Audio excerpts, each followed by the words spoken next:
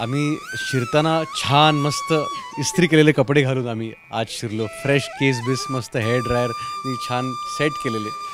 जेव्हा आम्ही मूर्तीपर्यंत पोचलो तेव्हा आम्ही चिंब भिजलेलो. आमच्या हिरोईननी रक्त सांडलं तिकडे. तिचा पायाचं नख निघालं.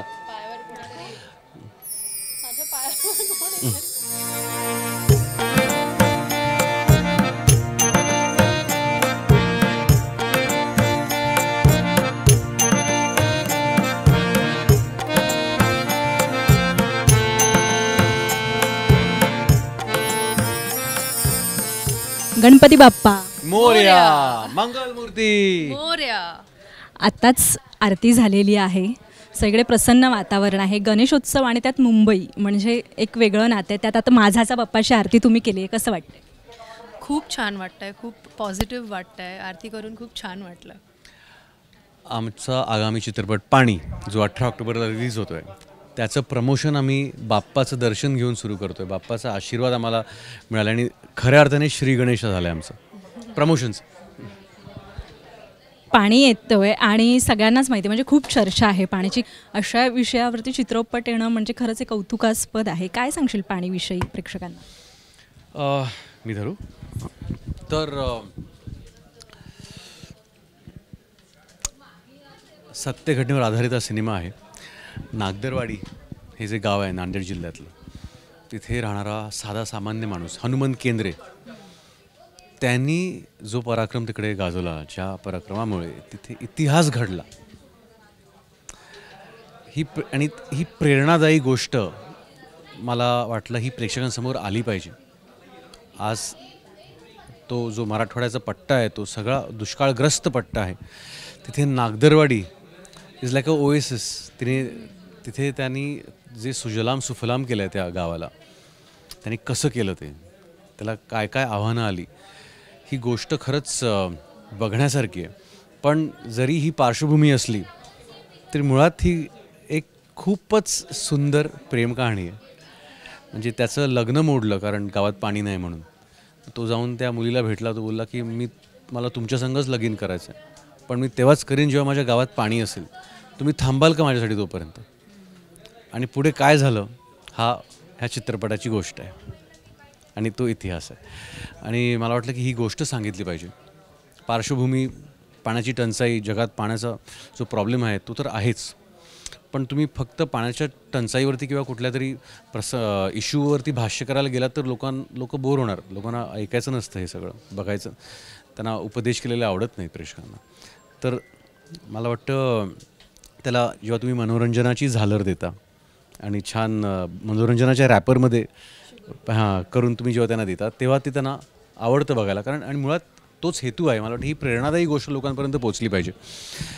आणि मला असं वाटतं की हा सिनेमा बघताना तुम्ही त्यात गुंतून जाणार. अर्थात त्या प्रेम कहाणीत, त्या संघर्षात, त्या मनोरंजनात सगळ्यात. आणि खूप सुंदरपणे ही गोष्ट लिहिली आहे स्क्रिप्ट नितीन दीक्षितनी. एक एंटरटेनिंग फिल्म आहे ही. फॅमिलीला घेऊन तुम्ही फॅमिलीसोबत बघण्यासारखी ही फिल्म आहे. पण जेव्हा तुम्ही घरी याल परत, चित्रपट बघून तुमचा पूर्ण होईल आणि जेव्हा तुम्ही परत याल तेव्हा जे तुमच्या मनात दरवळत असेल ती त्या सिनेमाची पार्श्वभूमी असेल. तो जो विषय आहे, जे पाण्याच्या टंचाईचं जे गांभीर्य आहे ते घेऊन तुम्ही नकळत तुमच्यासोबत घेऊन जाल. आणि हे जर झालं तर त्यात आमचं यश आहे मला असं वाटतं. तर ह्या हेतूने हा चित्रपट आम्ही बनवलेला आहे. निखळ मनोरंजन, पण नकळत आम्ही तुमच्या मनात एक इन्सेप्शन करणार आहोत. आणि पाण्याची टंचाई, पाण्याचं गांभीर्य, आपली जबाबदारी एक नागरिक म्हणून, ती नकळत तुमच्यात तुम्हाला उमजेल, ती तुमच्यात ती येईल, तुम्हाला कळेल. कारण खरंच भीषण परिस्थिती आहे सध्या. फॉर एक्झाम्पल मी तुला विचारतो, तुझी परीक्षा घेतो मी. घेऊ का? मला सांग, तुझ्या घरातल्या नळाला पाणी कुठून येतं?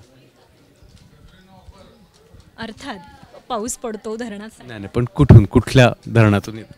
कुठून येतं? नाही माहीत. एक्झॅक्टली 90% माणसांना माहीत नसतं आपल्या नळात पाणी कुठून येतं. वैतरणा, तानसा, तुलसी, विहार ही नावं पण लोकांना माहीत नाही आहेत. आणि हीच भीषण परिस्थिती आहे आपल्या देशाची, जगाची रादर. आपला संबंध पाण्याशी फक्त नळापुरता आणि बाटलीपुरता एवढाच आहे. त्या नळात पाणी नाही आलं तर आपण अस्वस्थ होतो. मग ते आलं की आपण परत नॉर्मल होतो. ते का नाही आलं, ते कुठून येतं आहे, ते पाणी आणण्यासाठी किती लोकांच्या भूक बळी जात आहेत, किती लोकांच्या बळी जात आहेत, किती गावांचे बळी जात आहेत, ह्यात आपला काहीही संबंध नसतो. कारण त्याची झळ आपल्यापर्यंत पोचत नाही. आणि मला वाटतं की त्यामुळे हा जो विषय आहे हा लोकांपर्यंत पोचला पाहिजे. पाण्याचं महत्त्व लोकांना कळलं पाहिजे. आपण आपल्या नद्यांना, तलावांना देवीची नावं दिलेली आहेत, देवांची नावं दिलेली आहेत. पण ते दिली होती आपण हजारो वर्षांपूर्वी. आणि नंतर आपण त्यातलं देवत्व हरवलं. त्या नद्यांचं, त्या तलावांचं. ते का हरवलं, कधी हरवलं, आणि ते परत कसं आणायचं आपण, ह्याचा आपण विचार केला पाहिजे. मगच आपण बदलू शकतो. कारण अख्ख्या पृथ्वीवरती 70% जरी पाणी असलं तर आपला जीव अवलंबून आहे त्या 1% पाण्यावर, 1%च्याही कमी. कारण त्यातलं बऱ्याच पोलर आईस कॅप्समध्ये फ्रोझन आहे अजून. So it is quite scary. पण येस, अर्थात इतकं सिरियस काही आम्हाला भाष्य करायचं नाही आहे. ते तुम्हाला आपसूक तुम्हाला कळेलच सिनेमा बघताना, सिनेमा बघून झाल्यावर. पण बघताना तुमचं निखळ मनोरंजन होणार आहे. कारण ही गोष्ट जी आहे त्या हनुमंत केंद्रेची आहे. त्या माणसाने एका साधा सामान्य माणसाचा संघर्ष आहे आणि त्यात दडलेली एक सुंदर इनोसेंट प्रेम कहाणी आहे. आदिनाथने खूप सांगितलंच आहे की पाण्याचा संघर्ष आणि हे सगळं. पण तुझ्या भूमिकेविषयी, कारण की हनुमंत हा तुझ्यासाठी संघर्ष करणार आहे. पाण्यासाठी तर आहेच, पण हे तुला मिळवण्यासाठी आहे सगळं. तू भेटावी म्हणून आहेस. तर तुझ्या भूमिकेविषयी काय सांगशील?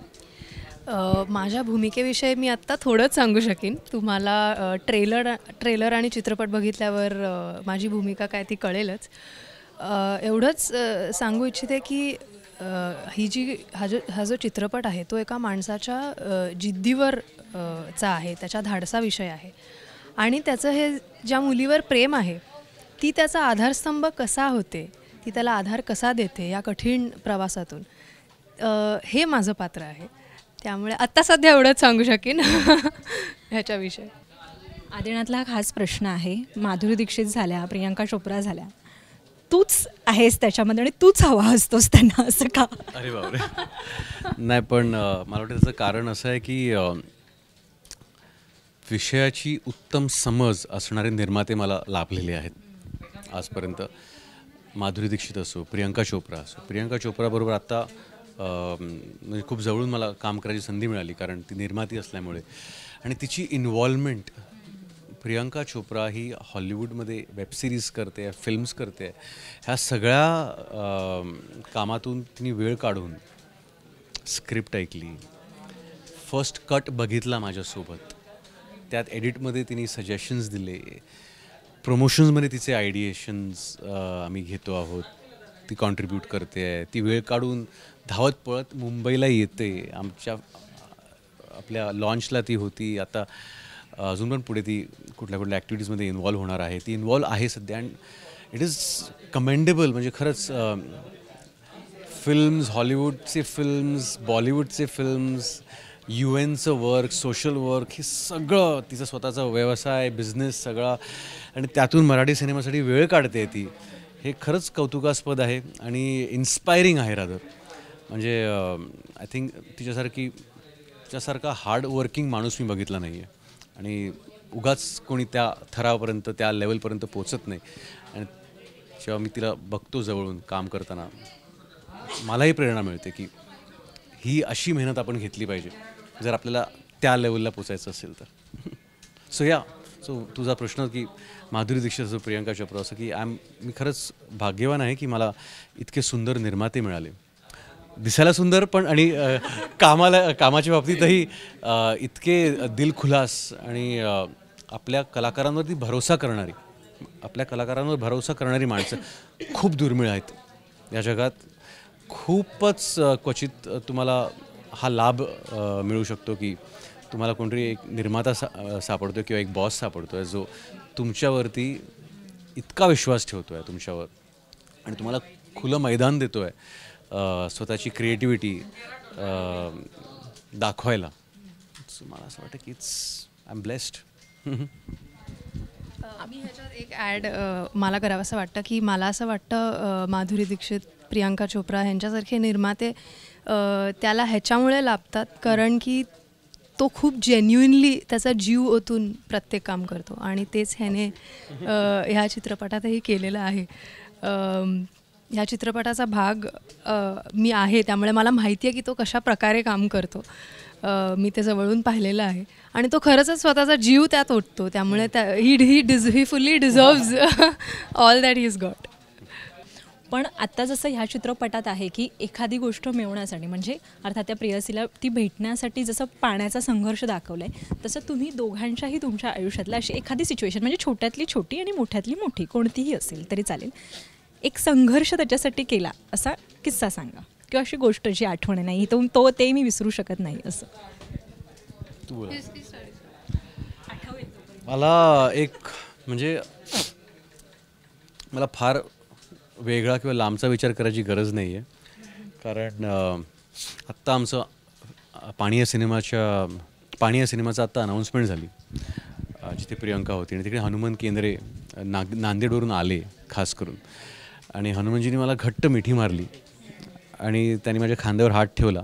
हनुमान केंद्रे ज्यांच्यावर हा सिनेमा आधारित आहे पाणी ते माझ्या खांद्यावर हात ठेवला आणि ते मला म्हणाले की जेवढी मेहनत आम्हाला घ्यावी लागली आमच्या गावात पाणी आणायला तेवढीच मेहनत तू घेतली आहेस हा चित्रपटगृहात आणण्यासाठी. आणि माझ्या डोळ्यात पाणी आलं खरंच त्या पॉईंटला कारण त्या माणसाने पण बघितलं आहे एक नवोदित दिग्दर्शकाचा स्ट्रगल किती असतो. तुमचा पहिला सिनेमा सगळ्यात कठीण असतो नंतरचे पण अजून कठीण असतात पण पहिला सिनेमा तर सगळ्यात कठीण असतो कारण तुम्हाला खूप गोष्टी सिद्ध करायच्या असतात. तुम्हाला एक दिग्दर्शक म्हणून स्वतःला सिद्ध करायचं असतं. एक व्यक्ती तुमच्यावर पैसे लावणार आहे तुमच्या विजनवरती तुमच्या कलाकृतीवरती पैसे स्वतःचे लावणार आहेत त्यासाठी तो कॉन्फिडन्स तुम्हाला कमवावा लागतो आणि त्यासाठी वेळ लागतो खूप मेहनत लागते खूप वाट बघावी लागते आणि मला वाटतं तो स्ट्रगल मला वाटतं ह्या माझ्या संपूर्ण टीमनी माझ्यासोबत बघितला आहे पाणी या चित्रपटासाठी. निर्माता शोधण्यापासून ती फिल्म बनवण्यापासून ती रिलीज करेपर्यंत मला वाटतं कुठल्याही अभिनेता किंवा अभिनेत्रीचा जो प्रवास असतो तो खूप कठीण असतो कारण खूप संघर्ष करावा लागतो खूप अहोरात्र परिश्रम करावे लागतात. तुम्हाला तुमचं काम कसं चोख व्हावं ह्याच्यामध्ये तर मेहनत करावी लागतेच पण छोट्यातलं छोटं ऑडिशन किंवा प्रत्येक ऑडिशन कसं चोख होईल आणि आपल्याला हवं तसं काम कसं मिळेल ह्याचा खूप मोठा संघर्ष आहे. मला पाणी हा चित्रपट करायला मिळाला ती माझ्यासाठी खूप मोठी संधी आहे कारण हा विषय खूप ताकदीचा आहे आणि त्याच्यात मला प्रमुख भूमिका करायला मिळाली हे माझं भाग्य आहे. पाणी चित्रपटाच्या निमित्ताने लालबागच्या राजाच्या दर्शनाला गेला होतात कसा होता अनुभव कारण ही गर्दी वगैरे तर अर्थातच आहे पण राजाचं दर्शन आहे शेवटी कसं झालं काय होता अनुभव कसा झाला. दर्शन झालं दर्शन तुम्हाला लालबागच्या राजाचं दर्शन होणं ह्यातच तो आशीर्वाद असतो. त्यासाठी तुम्हाला खूप संघर्ष करावा लागतो त्या गर्दीतून सगळं पण खूप सुंदर सुरुवात झाली आमच्या चित्रपटाच्या प्रमोशनची. तिथे लालबागच्या राजाच्या मूर्तीच्या पायाला आम्ही पोस्टर लावलं आणि तिकडे आम्ही आमचा टीझर अनाऊन्स केला की तो ऑनलाईन झालेला आहे. काल टीझर आमचा रिलीज झाला यूट्यूबवर आणि त्याला उद्दंड प्रतिसाद मिळालेला आहे. त्या टीझरला लोकांना खूप आवडला आहे. सध्या तो यूट्यूबवरती ट्रेंड होतो आहे 4 नंबरवर आहे. तर मला वाटतं this is the power of stories. लोकांना चांगल्या जेन्युइनली सांगितलेल्या गोष्टी ऐकण्यात किंवा ऐकायला इंटरेस्ट आहे. ती जेवढी जेन्युइन असेल तेवढा त्यांचा इंटरेस्ट राहतो त्या गोष्टीमध्ये आणि म्हणून मला वाटतं तो टीझर सगळ्यांना आवडला आणि तो ट्रेंड होतो आहे. तर लालबागच्या राजाला काल आमचं प्रमोशन सुरू झालं आणि तिकडे तर तिकडे दर्शन कसं झालं त्यात तो जो स्ट्रगल आहे त्या स्ट्रगलबद्दल मी सांगतो. खूप काय काय माझे बाबा होते, रुचा होती, मी होतो, नेहा बर्जाटिया होत्या. आम्ही शिरताना छान मस्त इस्त्री केलेले कपडे घालून आम्ही आज शिरलो. फ्रेश केस बिस मस्त हेअर ड्रायरनी छान सेट केलेले. जेव्हा आम्ही मूर्तीपर्यंत पोचलो तेव्हा आम्ही चिंब भिजलेलो. आमच्या हिरोईननी रक्त सांडलं तिकडे. तिचा पायाचं नख निघालं.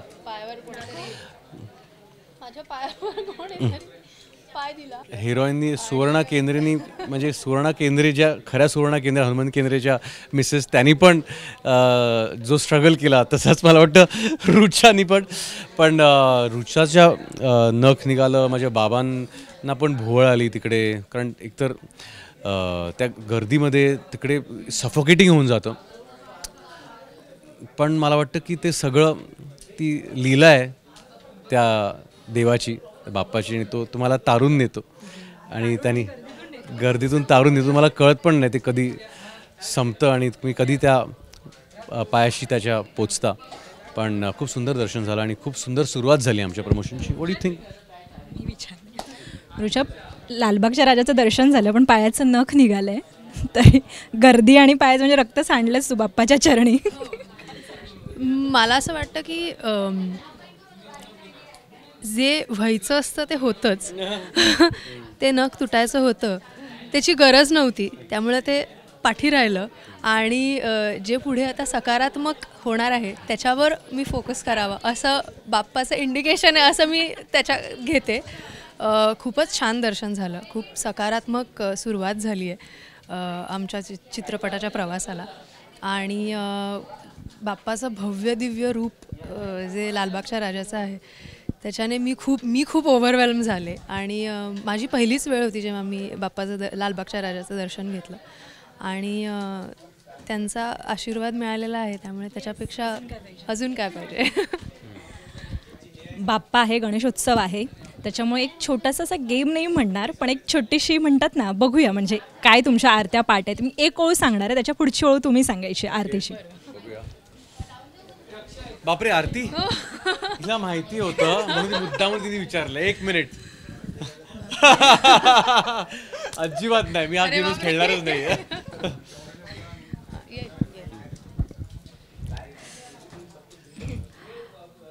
रत्न खचित फरा तुझ गौरी कुमरा.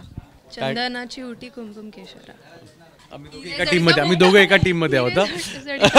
शोभतो बरा रुणझुण ती नुपुरे चरणी घागरिया जय देव जय देव. Correct, very good.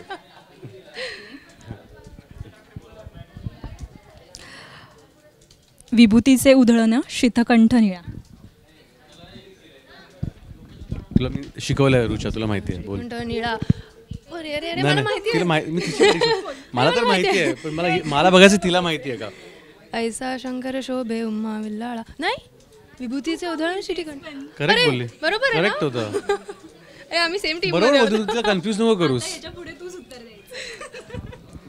Me she is the new talent आणि तिचं टॅलेंट मला दाखवायचं आहे जगाला. तुला आरत्या पाठ नाही आहेत पहिली गोष्ट म्हणजे. मला अनेक मंत्र पाठ, अथर्वशीर्ष पाठ आहे, बोलून दाखवू. नको, आम्हाला आरत्या हव्यात. त्रिभुवन भुवनी पाहता तुझं एसी नाही. सांगतो मी. काय काय काय ते कसं आहे ना, मला असं तू डायरेक्ट असं विचारलंस ना आरती, तर मला असं मी तुला गंमत सांगतो. जेव्हा मी बाप्पासमोर उभा असतो ना, आपोआप ती आरती माझ्या स्मरणात येते. आरती सुरू असताना मी सांगतो बाप्पाचा तो आशीर्वाद असतो, पण मी असं एरवी मी ती आरती म्हणूच नाही शकत, कारण मी जेव्हा बाप्पासमोर उभा असतो ना तेव्हाच ती मला आठवते. पण नाही, खरंच सांगतोय म्हणजे बेसिकली कसं आहे ते तसं आठवत नाही. बरोबर आहे, पण मी तुला सांगतो मला आठवते, मला पुढचं माहिती आहे मला, पण मी फक्त एवढं सांगतो की ते आरती करताना ते असं आठवतं. लिंक लागते ते.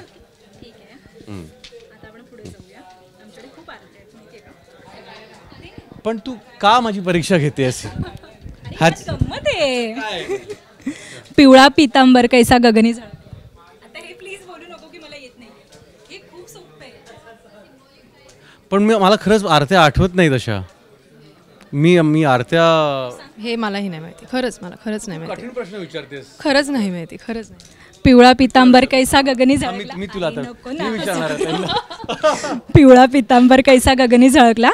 गरुडावर बैसोनी माझं कैवारी आलं. एवढं सोपं होतं. मी हेच बघत होतो तुला येतं की नाही. तुला येतं. तुला काही येत नाहीये. तू एकतर वाचून ही आम्हाला सांगते आहे.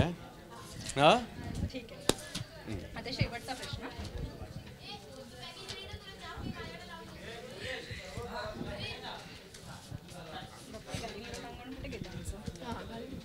आरती सुरू असताना त्या अशा त्वमेव माता पिता त्वमेव. त्वमेव बंधू सखा त्वमेव. अच्छा पुढे पण बोलायचं आहे. आता मी बोललोय आता. नाही तुम्हाला हे आता कॉन्शियस करतेस. त्वमेव माता पिता त्वमेव त्वमेव बंधू सखा त्वमेव त्वमेव विद्या सकलम. हां आता ते थोडं कन्फ्युजिंग आहे मला. ते मला ओघात येतं. मला जसं इंडिव्हिज्युअली तू विचारलं असं मला आठवणार नाही. ते ओघात असताना त्या सगळ्यांबरोबर उभं असताना आरती सुरू असताना तेव्हा ते आपोआप येतं. आदिनाथला एकच मार्क आहे. रुचाला सगळ्या अर्था येतात. सो बाप्पाच्या चरणी काय मागाल? नवीन चित्रपट येतोय आणि मुहूर्तही चांगला आहे, तर बाप्पाकडे काय मागणी? मला वाटतं की बाप्पाने आम्हाला आशीर्वाद दिला आहे ऑलरेडी. खूप सुंदर दर्शन झालं आमचं लालबागचं, गणेश गल्लीचं. आणि आता आजही प्रत्येक ठिकाणी खूप सुंदर गणेश आरती आम्हाला करायला मिळते. आणि एका अर्थाने बाप्पानी आम्हाला आशीर्वाद देऊन आमच्या पाणी या चित्रपटाच्या प्रमोशनचं श्री गणेशाय झालं आहे. Thank you so much. तुम्हाला बाजाच्या बाप्पासाठी आलात आणि तुमच्या चित्रपटासाठी खूप खूप शुभेच्छा माझ्याकडून. थँक्यू. एबीपी माझा, उघडा डोळे बघा नीट.